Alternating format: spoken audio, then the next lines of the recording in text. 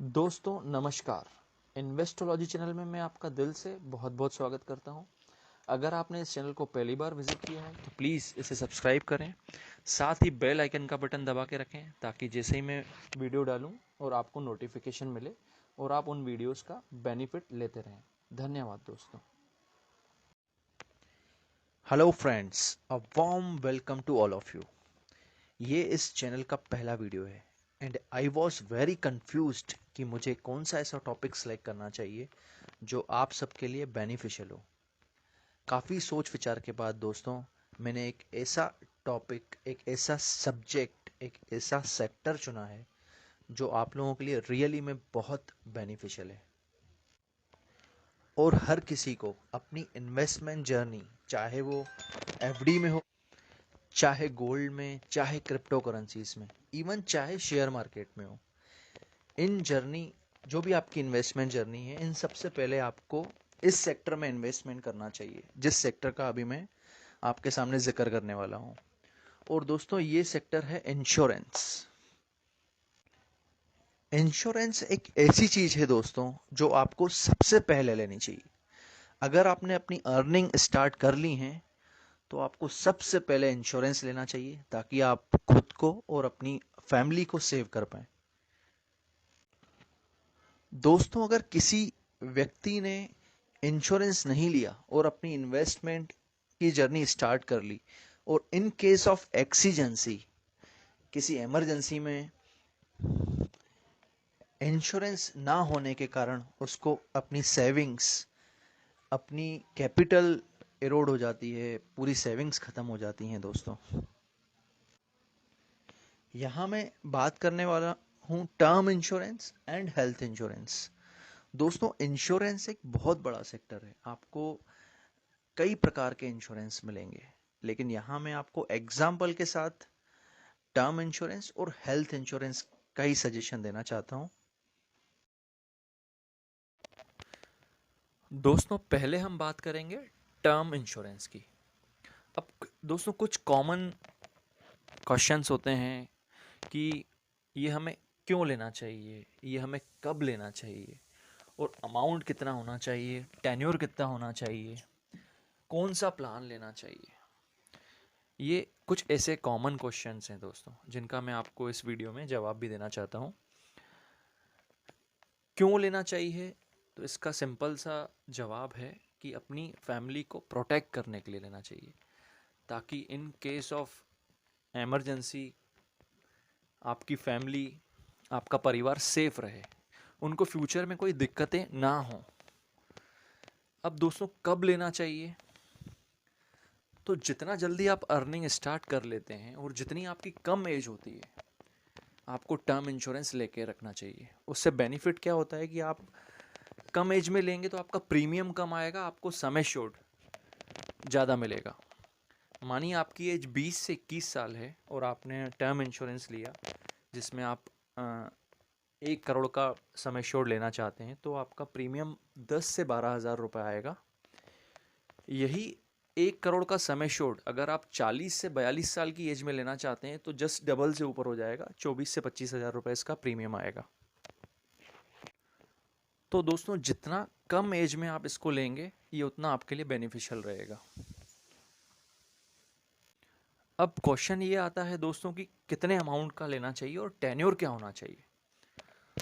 तो दोस्तों इसका सिंपल एक फॉर्मूला है। अगर आपकी एनुअल अर्निंग 5 लाख रुपए है तो इसका 10 to 15 टाइम्स आपको सम एश्योर्ड वाला टर्म इंश्योरेंस लेना चाहिए। अगर आपकी सैलरी 5 लाख रुपए पर एनम है तो आपको 50 से 75 लाख के बीच में जो भी आपकी प्रीमियम कैपेसिटी के अनुसार सम एश्योर्ड होता है वो आपको लेना चाहिए। दोस्तों अब क्वेश्चन ये आता है कि ये टर्म इंश्योरेंस कहाँ से लेना चाहिए, कौन सी कंपनी का होना चाहिए। तो दोस्तों आप जहाँ से भी बैंकिंग करते हैं या पॉलिसी बाज़ार में भी आप विज़िट करेंगे तो देर आर मैनी कंपनीज़, और आप जहाँ आपके सेविंग अकाउंट, करंट अकाउंट है, वहाँ भी आप जाएंगे तो आपको इजीली इसके बारे में पता चल जाएगा। आजकल normal nationalise bank, private bank भी इंश्योरेंस सेल करते हैं, तो आप उनसे पूछ के ले सकते हैं इजीली। टर्म इंश्योरेंस के रिगार्डिंग मैं आपको एक और चीज़ बताना चाहता हूँ। इसमें भी दो कैटेगरीज होती हैं। पहली कैटेगरी होती है नॉर्मल कैटेगरी, जो आप सिंपल 1 साल का प्रीमियम देंगे और आपका जो सम एश्योर्ड है उसके अकॉर्डिंग आपका इंश्योरेंस चलता रहेगा, आपकी लाइफ कवर रहेगी। दूसरी कैटेगरी में आता है प्रीमियम रिफंड कैटेगरी। इसमें क्या होता है दोस्तों, जो भी आपका टेन्योर होता है उसके लिए आप प्रीमियम देते रहेंगे, और प्रीमियम से जीएसटी माइनस करके जो भी आप प्रीमियम देंगे उसमें से जीएसटी माइनस करके वो प्रीमियम आपको एट द एंड, आपके टेन्योर के एंड में अगर कुछ नहीं होता है आपको, तो ये रिफंड हो जाएगा।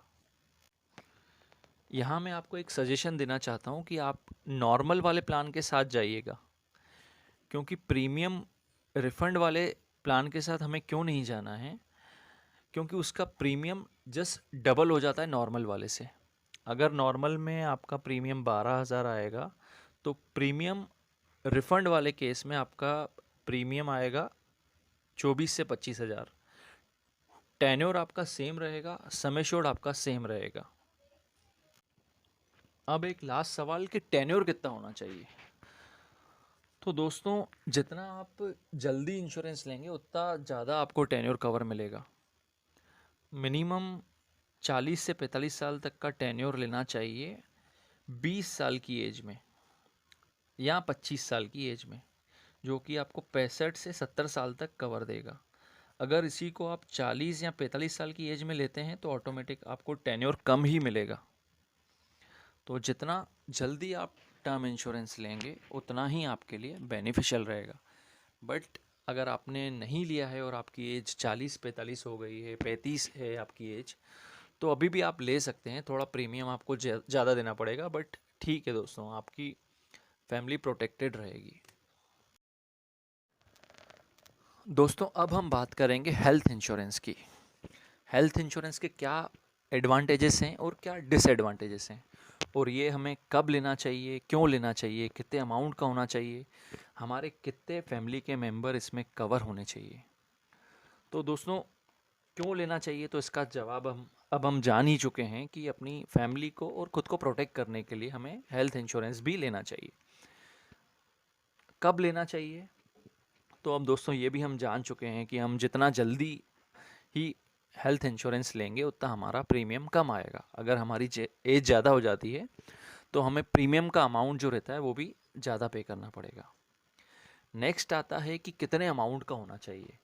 तो दोस्तों, ये डिसाइड करता है कि आपकी फैमिली में कितने मेंबर हैं। नॉर्मली 5 से 10 लाख का लेना चाहिए। आपकी फैमिली में ज़्यादा मेंबर हैं तो आप हायर साइड भी जाके ज़्यादा अमाउंट का ले सकते हैं। कितने मेंबर कवर होने चाहिए, तो दोस्तों मेरा मानना है कि फैमिली के सभी मेंबर्स को आपको कवर करना चाहिए। एक ग्रुप प्लान लेना चाहिए। कहाँ से लेना चाहिए, तो दोस्तों आपके बैंकर जहाँ भी आप अपने अकाउंट मेंटेन करते हैं, आप उनसे जाके क्वेरी कर सकते हैं, उनसे डायरेक्ट ले सकते हैं। अगर आपको पॉलिसी बाज़ार से लेना है तो आप वहाँ से भी ले सकते हैं। आगे हम बात करेंगे इसके डिसएडवांटेजेस क्या हैं। अगर मान लीजिए हमने हेल्थ इंश्योरेंस नहीं लिया तो ऐसा क्या हो जाएगा, हमें क्या कॉजेज़ रहेंगे, क्या भुगतना पड़ेगा। तो दोस्तों, यहाँ मैं एक एग्जांपल देना चाहता हूँ ए और बी का। मान लीजिए ए नाम का एक व्यक्ति है जिसने हेल्थ इंश्योरेंस नहीं लिया, और वहीं एक बी नाम का व्यक्ति है जिसने इंश्योरेंस लिया है।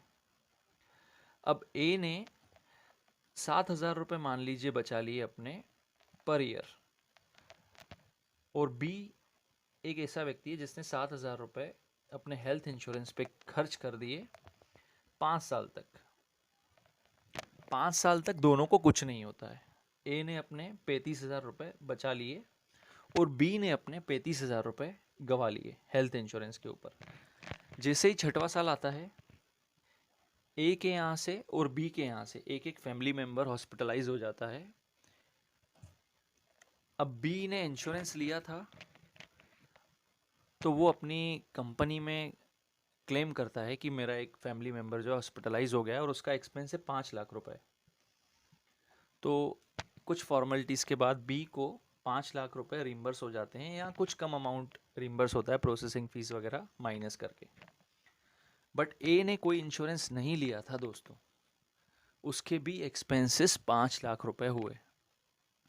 यहाँ दोस्तों उसको अपने जेब से भरना पड़ा एक्सपेंसेस, जो उसने पास्ट में सेविंग्स की थी, जो उसने इन्वेस्टमेंट किया था कहीं, उसमें से वो उसको 5 लाख रुपए देने पड़े।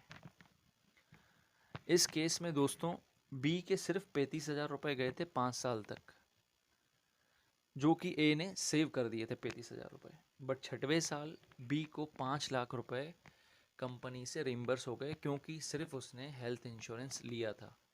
और यहाँ ए के पूरी सेविंग्स में से 5 लाख रुपए हेल्थ इंश्योरेंस के नहीं मिले, और उसके सेविंग्स जो उसकी थी वो 5 लाख रुपए से कम हो गई।